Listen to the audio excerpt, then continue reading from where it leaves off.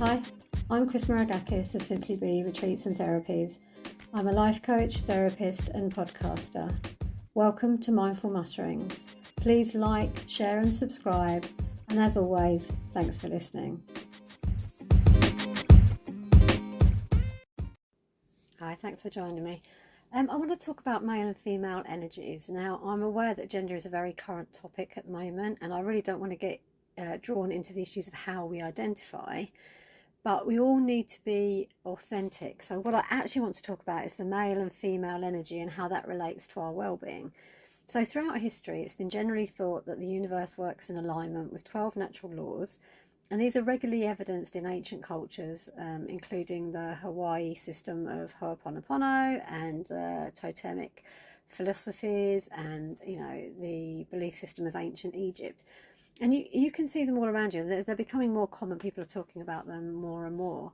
And these laws are the law of divine oneness, the law of vibration, the law of inspired action, the law of correspondence, the law of cause and effect, the law of compensation, the law of attraction.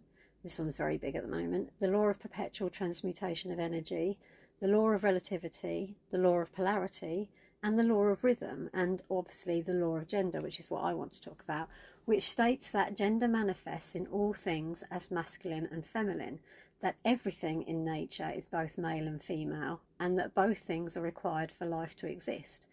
So this law does not refer to gender as sex, but as two opposing types of energy that need to be balanced in us for us to thrive and manifest.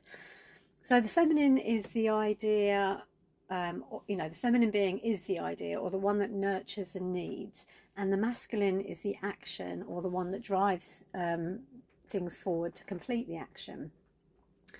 And masculine energy is based in the acquisition and application of facts on knowledge, and shows up in the world as kind of action, logic, practicality, stability, willpower, focus, and generally being goal oriented. So natural leaders and problem solvers, or people who have big dreams, are usually highly motivated and driven because they're usually aligning with their masculine energy. So these people are good in a crisis, and this is a healthy use of energy. But often they might find it's difficult to sit still, they might find it difficult to switch off, or are a perfectionist. And then it might be that actually they're too heavily in their masculine energy and they need to find some balance and bring some feminine into their life.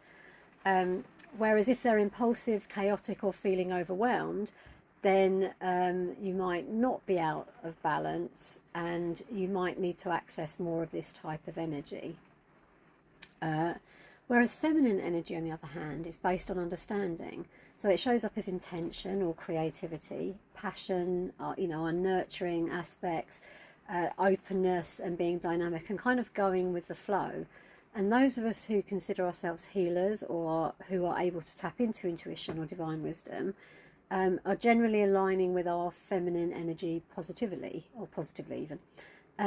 And being authentic to the connection, and this then inspires others to feel safe and supported, and then that kind of attracts people to you because of the amazing energy that's flowing from you. So in the same way that too much masculine energy can make you hyper, too much feminine energy can make it difficult to be motivated, or you can struggle to make good decisions, and you may even feel overwhelmed by those around you. Other people's energy will be too much for you. But if you're feeling stuck, unfulfilled, or disconnected from yourself and other people, then it may mean that you actually need to be more in your feminine energy. You need that connection. You need that divine wisdom. So if your energy is out of balance and you're living mostly in your masculine energy, then you might find yourself micromanaging, or you're stressed out and struggling with negative self-talk. But if you're living mostly in your feminine energy, then you might find that you're taking responsibility and caring too much for others and losing yourself by always putting other people before you. And you may also find that you're struggling with anxiety. So to stay healthy and well and to live our best life, we need to create a balanced energy within our body and our systems. And this is generalized over time. It doesn't mean that we want to be perfectly 50-50 all the time, because obviously we need to tap into different energies. But generally, in our life, we want to have a good balance, a healthy balance. So, you know, like I say, it doesn't mean that if you start the day in a really spiritual and creative way that you have to be focused and critical at the end of the day to have that balance. It's just that generally we want a sense of balance.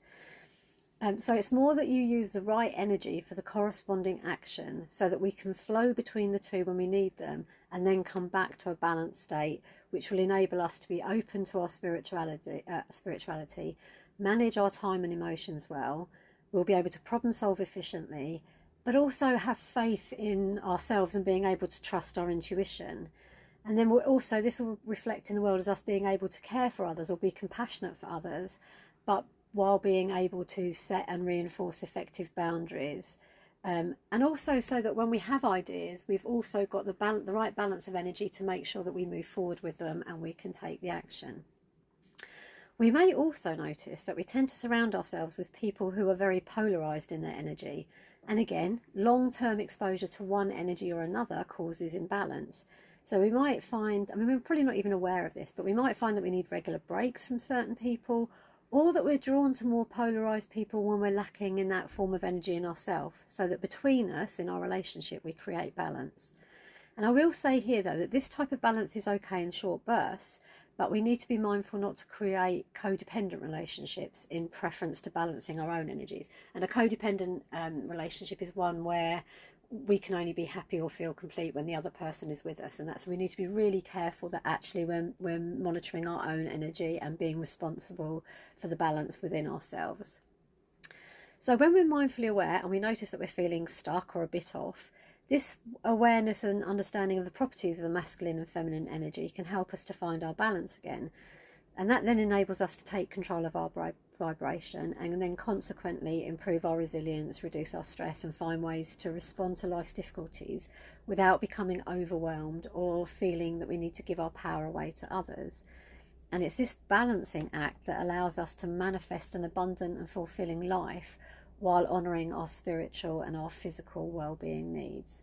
So I invite you to be mindfully aware of how you're feeling, to take into consideration some of the characteristics of the two types of energy that I've mentioned. And obviously there are many, many different characteristics, but I've just named a few. And see where you're sitting for most of your time. And if you find that you are heavily in one energy or another, then look at ways where you can kind of make small adjustments to bring some kind of balance in. But if you're feeling totally overwhelmed by all that, don't worry. All that we ever need to do in our life is find a way to become more balanced. So maybe you can decipher what kind of energy you have by the type of activity you like. So if you are drawn to nature-based, outdoor activities or self-care and relaxation activities, then obviously they would be sitting in the feminine energy. Whereas if you're more computer games, you know, analytical, problem-solving puzzler, then you're probably more likely to be in your masculine energy at the time. And like I say, there's no right or wrong. We need different types of energy at different points in our life and to solve different solutions and to come up with different alternatives. But we are aiming for a nice, calm, even balance so that we can tap into both sides of universal energy, so that we can be proactive and problem solving and make good decisions while acknowledging our spiritual side and tapping into our intuition and our higher guidance. So I hope you found that interesting. As always, if you want to get in touch or you think you might like to work with me, or you have some questions surrounding where your energy is sitting, then please get in touch. You can contact me through my website, cm or simplybe.org.uk, or you can email me on cm@simplybe.org.uk. And once again, thank you very much for listening. I hope you'll join me for the next one. Take care. Bye.